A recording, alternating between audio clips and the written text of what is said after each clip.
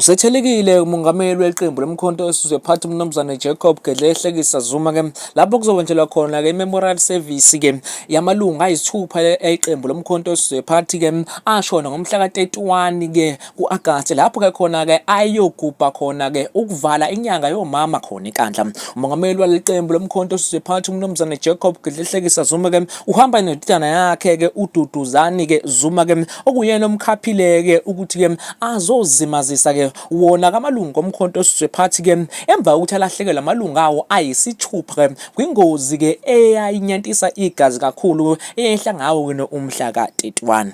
Mnumzane Jacob Gedleyihlekisa Zuma kulindeleke ukuthi athule inkulumo kuwona le memorial service yamalunga eqembu lomkhonto wesizwe phathi khona namhlanje. Singakwenza sicela usiqinisekise lapho ku-subscribe button kule channel lapho sokutholela khona ukusuka nokuhlala ukuthi inkulumo yamongameli uJacob Zuma igcine ithini.